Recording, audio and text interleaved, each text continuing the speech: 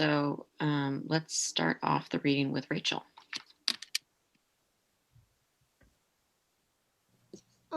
So I didn't describe a whole landscape, so I'm not sure if this is exactly what we were supposed to do, but the door, that door, that door that holds so much power. Depending on which side of it you are on, you could be free or held captive. It is supposed to be painted a cheerful white, but is now a dingy gray that is peeling to reveal old, nearly rotted wood.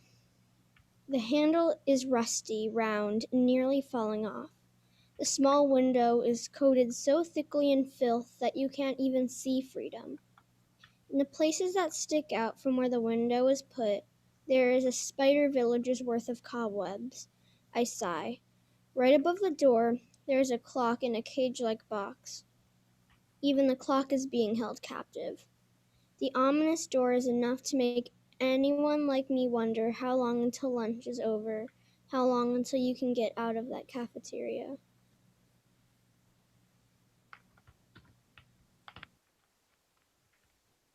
Fantastic. That is really great. That is really, really great, Rachel. It is very beautiful, brilliant. So, such good descriptions of of this place and this great thing you've entered brought in this psychological aspect that how you perceive it depends whether you're on the inside looking out or whether you are whether you're outside. um, the door handle that's rusty, nearly falling off, the window covered with just so much, filth and grime and dust that you can't quite see through. I've experienced that. Once in trains in Russia, they used to be so filthy during the Soviet period. So we're talking, 25 years ago, that you actually couldn't see out the window. It was really something else again. Um, I like the spider webs because spiders are always associated with these unclean places, as I happen to know from my own house. Um, and especially like Rachel, the clock being in its own box, which is like its own cage. So that's lovely when you have the inanimate object um, um, experiencing the same thing as your person. And then it is so great, such a surprise and a shock that we're talking about somebody in a dingy cafeteria, just presumably eating some absolutely miserable, boring food. Very, very nice, Rachel. Congratulations. That's a beautiful little piece.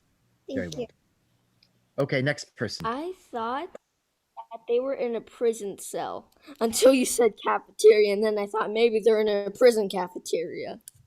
Yeah, and I think a lot of people feel about their cafeterias. The old style, not the modern style. The new ones are fabulous, but a depressing cafeteria is really depressing. Okay, Sarah. All right, next up is Angela. Okay, so I'm not sure if this is exactly what you're supposed to do either, but anyways, the trees were dancing to a song, a whisper invisible Slower. Slow down. Everybody, oh, slow down when you read. Okay, start the over. trees were dancing to a song, a whisper invisible and too faint for a human ear to hear. The grand willow poised in the center of the clearing towered, looming over the rest, as a monarch and a king. The autumn leaves crinkled underneath heavy leather boots, a smoky crackle emitting from the rusty fragrance of the season. The trees hung bare, the canopies now finally exposed from their emerald undergrowth. Limbs and boughs were jagged but alluring cracks in the sky, and the clouds were made of cotton candy, delectable and sweet. The sheer air smelled of opportunity and desperation, desperation for some kind of beauty within even the harmony of the emerald forest. And it belonged to the great willow, its braids of leaves swaying not all to the wind, but to a beautiful song made from the whistle of the surrounding oaks. Not a thing was stirring, not a soul was creeping, but not a soul was sleeping. Wise men once said, "You die twice, Once when your heart stops beating, and the other when your name is said for the last time. Once the shrubs withered, and the once frolicking blades of grass hung loosely off the brims. The colossal heart of the forest slowed. The life once living among the trees found a different place, and the forest, once welcome and delicate, was now just a patch of brown, the last of green waiting to die. Though it was now gone in appearance, the forest was still alive in the minds of the people, where it was hidden in a place that hopelessness could not destroy. When those thick leather boots come back to visit, everything is dark. The only light was the moon, dripping down into the sticky undergrowth. Thorns of rose bushes and cutting weeds littered the ground in an ebony marsh, and the great willow had now toppled away, down, down, deep, for it had given up its monarchy. And though the forest was still there, it would never be the same again. That's all I wrote. Oh, wow, Angela, that is really incredible. That is brilliant what you just wrote. That is really special. I can't believe it. It's really, really fantastic. So, these beautiful descriptions of the place, the trees were dancing to a song, to a whisper too faint for humans. That is really, really lovely. Um, the autumn leaves crackling to the boots, to the leather boots, give us this person walking through. The canopies exposed to clouds made of cotton candy. And I thought at that point you were sort of moving into something you didn't move into, um, um, just a complete fairy tale kind of place. Well, I guess it is a fairy tale because the great willow, you bring us into the space where this great willow is the big being, and the oak whistles. So there's a relationship between these trees. Very, very nice. And then, of course, this thing you just said, that it said that you die twice. The first time when you die, and the second when your name is called for the last time. I mean, that is very beautiful, very profound, and I know the ancient Egyptians believed that they made every effort. One of the purposes of the tombs, um, for not just the pharaohs but for everyone, and the ritual objects they left there in the paintings was so that your name would continually be said, so that you would live forever. And by introducing that idea in the heart of this thing, you take this from what I originally thought was going to be a fairly sort of light fantasy kind of place into something really, really deep and profound. So you need to be really congratulated for adding that layer of depth. Um, and and then the forest dies. It's kept alive only in the hearts of the people in that village. And when those boots return, very beautiful, when they return, then the willow has toppled over and is dead. Extremely fine piece. Thank you. And again, 30 minutes, beginning, middle, end, depth, nice descriptions. Congratulations. Thank you, Angela. Thank you. All You're welcome. right. So next up is Julia. I'm also not really sure if this is right, but anyway, I'll read it. Wait, who's reading? Wait, I need to. Okay, Julia Angelis. Listen, you need to read slow and loud. Okay, slow and loud. Okay. Okay. Sorry about the noise. Anyway, Jacob was a boy who lived in a beautiful house, and his parents were rich. The house was so shiny that there was not even an inch of dust or dirt. His garden was filled with flowers and trees, with enough fertilizer Wait, to make hold them on, a Julia. Hold on. Sorry. There's one place is too. Somebody needs to mute. There's somebody else who's really noisy. Let's get everybody muted down. I think that's me because. Oh, that's you? Okay. So you just need to be really loud and slow so I can hear you. 1 moment. And then maybe you can ask your father to be quiet. Well,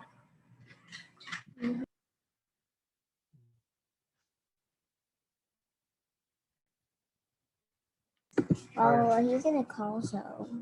Okay, okay. Just do your best. Shout.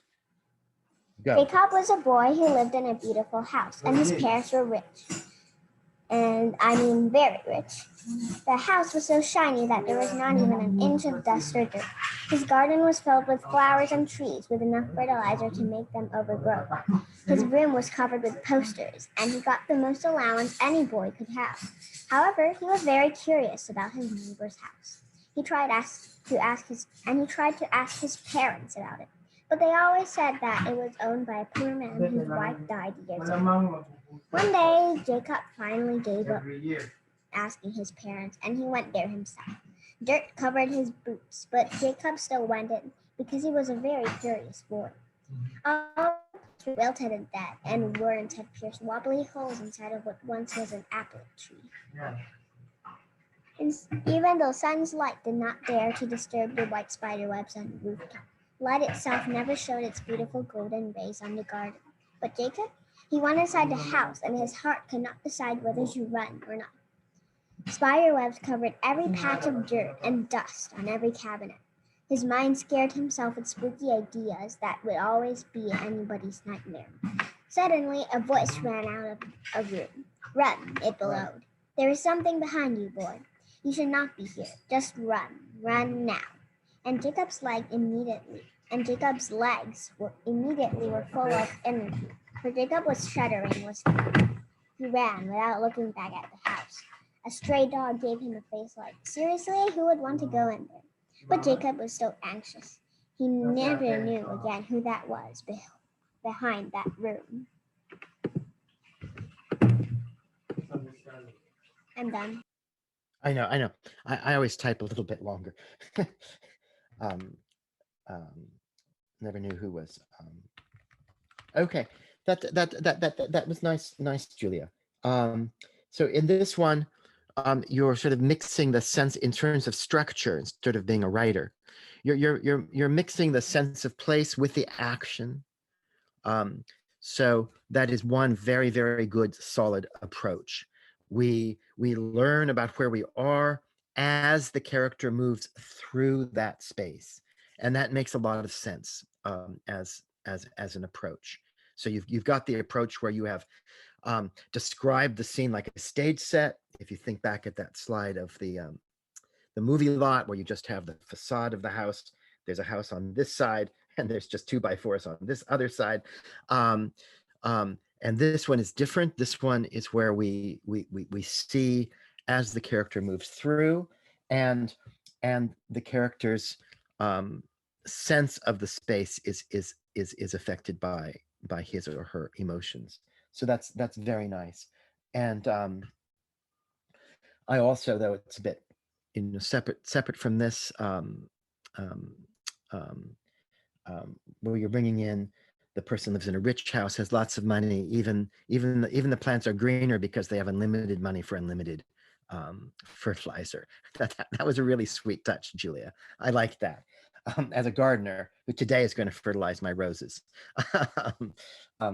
Really, really nice. And I also just wanted to mention that I super liked that expression. You says Jacob's legs were full of energy. And I don't know if any of you been panicked and started running sort of without thinking about it? Can you raise your hands? I mean, I have. Lena, yeah. I once thought I was mushroom collecting towards night. I thought I was getting lost. I really got scared, and I did this stupid thing you're never, ever, ever supposed to run in the forest. And I actually ran, and I had a silver knife that had belonged to my grandmother with me, and it fell out of the basket, and I was so scared I didn't stop to pick it up. It's still there. I know roughly where it is, but I'll never find it. So I really liked that the legs got energy.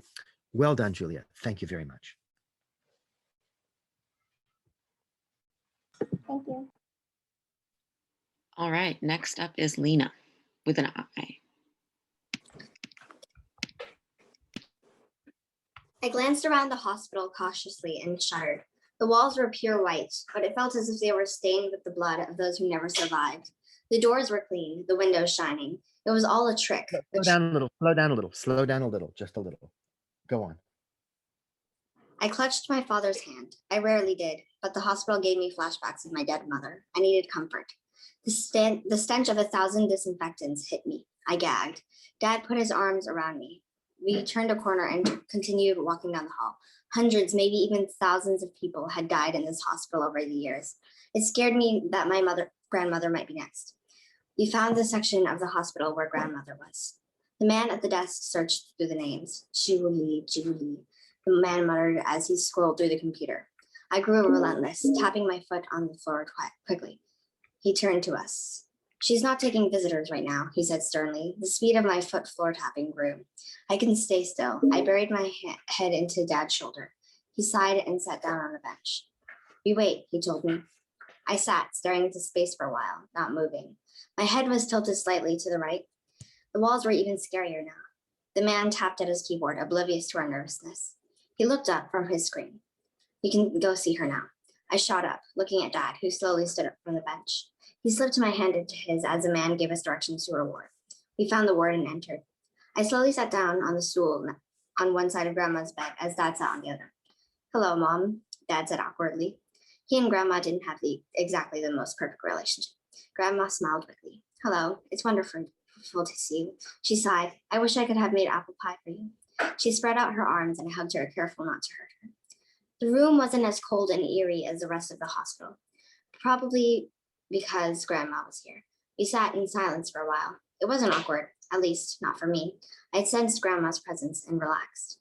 Soon it was time to go. The hospital wasn't nearly as frightening as it was before.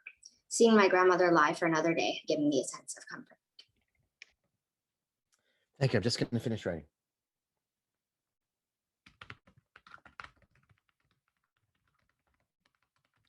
Okay, Lena, with an I. That also is really, really, really good. Really, really, really fine. Let me start with just the ending. So you have this thing where she's in this, she's in the characters in this hospital room, and her perception of the room, you suggest, might be different from her father's, because the father has this fraught relationship, this complex relationship with his mother, and we don't know what's happened, but he is apparently, or might be, a little bit uncomfortable in this room, and it might feel to him cold or scary or something, but for the child, the granddaughter, the room has been warmed by the mother. So it's really amazing, again, what all of you guys do in these really tiny pieces, these bits of flash fiction. You have created depth, and the big difference between sort of flat writing. I'm not being insulting when I say like writing for cartoons or comics, because that's a valid writing form. It has its purposes, its logic, and its rules. So I'm not saying don't read comics. I'm not saying don't read manga or anything like that. But what I am saying is that the kind of fiction that you guys are doing has this kind of depth where the characters in the situation are more complicated, and that's just amazing what you did, Lena, with that just little phrase at the end. And really, it's throughout fiction you're writing. Sometimes it's just that one word, the harmonic gong that says everything. I really liked this guy, there's officious clerk that's just saying, looking at the list and saying, she won't see you right now, and and you're like so worried your grandmother's going to die, and he just couldn't care less, and then at some point he says, okay, you can go in, and then feeling, going to the beginning, all the ghosts on the walls in the hospital, it's fantastic that you have sort of the walls themselves speaking to the character, and the character really responding to that kind of a space. Thank you very much. Very nicely done. So it's now 10:30, so the class is officially over. So everyone who wants to leave, goodbye. We'll see you next week. We're going to continue a little bit longer. And remember, start some journals if you haven't already, and be prepared to present something. And try to come tomorrow to support the Stone Soup authors. Okay. Also, if anyone's leaving, I've just posted in the chat a reminder that you can send us anything that you wrote during the workshop, and we will add it to the post that we write for the blog after every workshop. So it's a way of getting more of the world to see what you did in the class. And so anything that you want to send us from the workshop, there's a special link for that, which I just and it lets me and Jane and Sarah see what you've done. Those of you who didn't. Absolutely, because not everyone gets to read or even wants to read, but you might want us to read what you wrote, and we certainly would like to. Okay, Sarah, who's next? All right, so we will stay a little bit longer, maybe till 45 or so, okay. And hear a few more people. Is Maddie here? Yes, I am. All right, go for it. Okay. I reach back for Lily's hand as we rush to catch up with Liam. He moves quickly, maybe even too quickly, as he stumbled twice before. But each time he regains his balance and climbs up ahead. Lily prefers to stop and gawk at all of the caterpillar nests and colorful flowers and ferns we pass on the way. I have to constantly call out to Liam and tell him to wait for his little sister. Lily's little legs couldn't match Liam's pace even if she wanted to. I don't think I could either. I have long since lost the agility and speed of adolescence. Furthermore, this trail is steep. One would have to be a mountain goat to jump up these rocks. I hold Lily's hand tight as Liam continues onward. He disappears from sight, and I open my mouth to call out to him again, to remind him to stay where I can see him. Liam, you're too far. He bounds back, impatient with energy. Come on, Mom, we're almost at the top. Lily is examining a dragonfly resting on a leaf. I pick her up and climb up the remaining rocks until I'm at Liam's level. He sits on a rock, bouncing precariously while waiting for me. Get down from there, I cry. Liam slides off the rock and reaches for the water bottle in my backpack. I turn so he can reach it. You have to see the view. He moves closer to the edge. We're at the top of the mountain, the end of the trail. There is grass like a small park. People are spread out with picnic blankets, enjoying a midday meal. This is where we are, where the trail opens out like a river into the ocean. I put Lily down. After we pass the grassy area, it gets rocky. There are stones everywhere, most occupied by people who are sitting and chatting or taking pictures. Liam runs over to one, followed closely by his sister. Look, Mom, there's a small cave. He and Lily duck under the rock, where there is a small crack in the stone. The perfect place for a snake to hide, or some other wild animal we shouldn't be disturbing. Please, don't go near any caves or holes in the rocks. You don't know whether some animal has already made a home there. Liam rolls his eyes, obviously annoyed by my paranoia. Then he perks up again. You still haven't seen the best part, though. Towards the edge of the mountain is a rocky overlook that reminds me of Pride Rock from The Lion King. I can already see from here the bottom of the mountain, and all of the trees stretching to the horizon. Liam steps onto the overlook, and my heart speeds up. There are so many rocks he could trip on, so many people there who might accidentally bump into him from behind, so many ways something could happen. Lily runs after him, always wanting to be with her big brother, and I instinctively run forward as well and lift her up from behind. Lily giggles and stares at the landscape. Isn't it beautiful, Mommy? Look at all the trees. It's not beautiful. Or maybe it is. Maybe if my parents had taken me here as a youth, I would be admiring the beauty as well. Right now, though, with two extremely active children, it's frightening, terrifying. Get away from the edge. Liam looks back at me and steps forward and then back again. Oops. He smiles wickedly. Don't even joke about that, I say, rushing forward with Lily in one arm to grab Liam's hand with my other. I'm fine, Mom. You're just being paranoid. Can't you see how beautiful it is? I stare over the trees, their leaves dancing to the violent wind that seemed to just have started. Yes, it is beautiful. I walk my children back towards the grassy picnic area, back towards the path down the mountain. And so is the trail. Really nice, Madeline. Again, also just an absolute masterpiece for 10 minutes. Just incredible. I want to talk. So, I mean, you've just done this brilliant thing, obviously, of the perception of the scene, but from the mother's point of view, is completely different from those of her children, because she's in the landscape of anxiety, the landscape of fear. She's in the place of fear and concern. She can't relax. Instead of seeing how beautiful is this, she's just looking for danger every place. Where could something go wrong? There's a slide that I didn't use. I found in the newspaper yesterday. Amazing article in this British newspaper called The Guardian, but it's online, and it's actually bigger in the United States than it is in England. And it was a human interest story about a farmer. And this man is in his early 70s.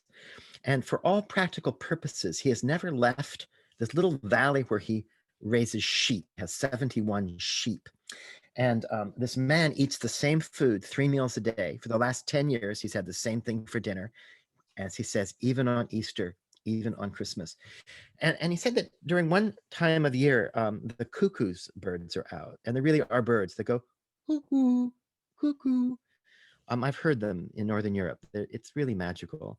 And he said people will come here in cars. Tourists come and they park near his farm. And he said oftentimes they won't even get out of the car. They just get there, they open the car window, or they open a car door. And he just said that sometimes it makes him cry, because they never really get to this place. They're never really quite there.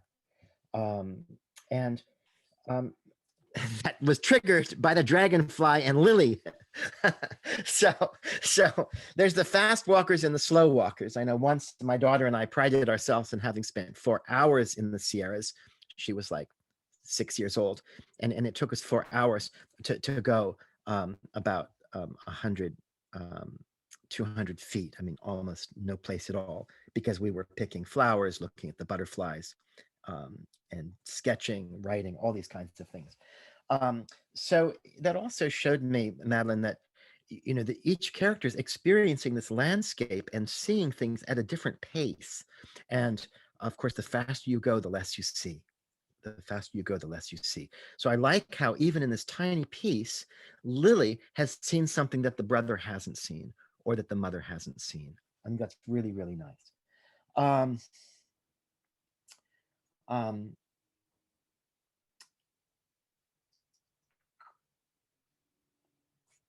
Anyway, it's just, obviously good descriptions, and as with, I think, Lena with an I, if I keep not Lena with an I, but where was it? Maybe with Angela, the story, the view is unfolding. What we're seeing is unfolding through the eyes of the people. A great evocation of a lookout on a busy trail.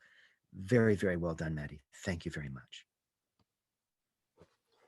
All right. Next up, we have Sierra. I'm sorry, let me pull up the doc. My internet is really slow right now. Okay. Okay. Rays of orange evening sunlight flew down the coastline, taking a calm breeze and charming bird calls along.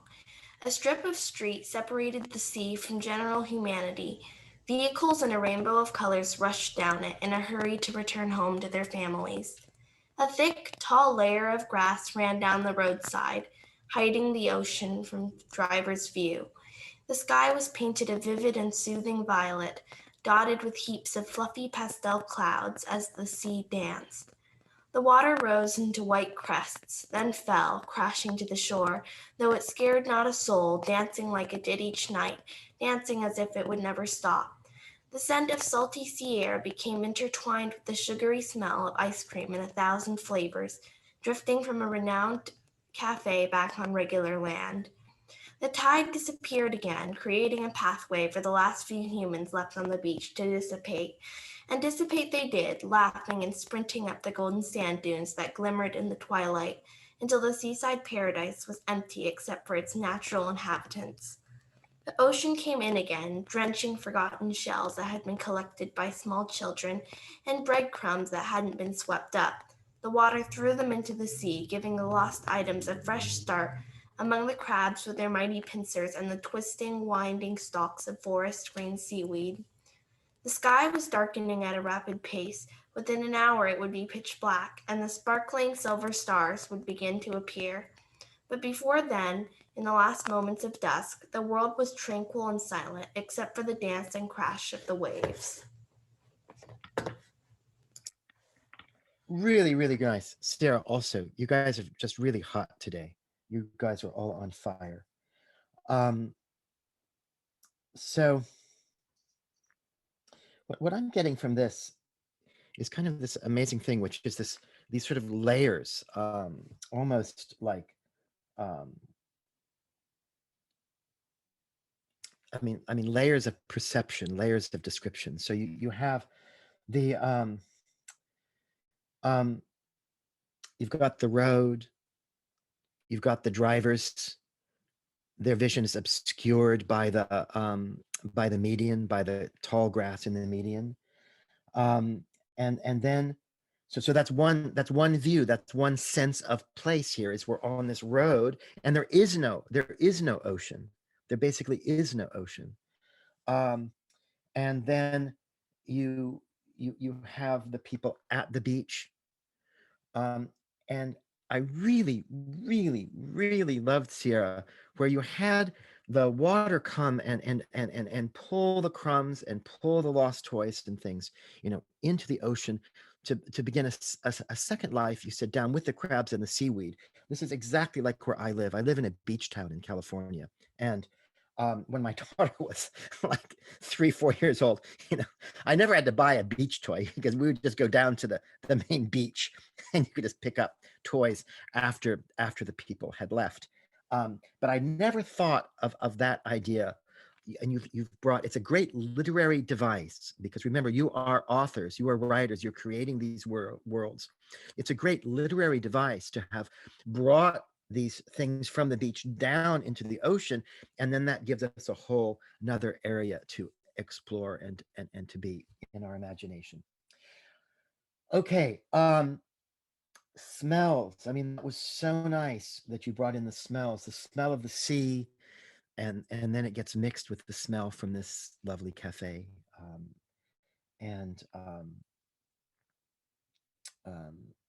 So there's just so many layers here. And always remember, guys, smell. Smells nice to bring in to your stories. Well, thank you, Sierra. I'm getting a little tired. So that's it. Thanks a lot. That was really well done. I think that's all we'll have time for today, unfortunately.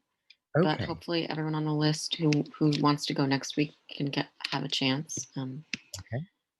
And thank you, everyone, for joining us. It's been wonderful. Thank you, Great to everyone. see you again. Okay. Thanks to see you all. We'll see you next week. Bye. Bye. My twin sister Hannah. Bye. Thank you. Bye.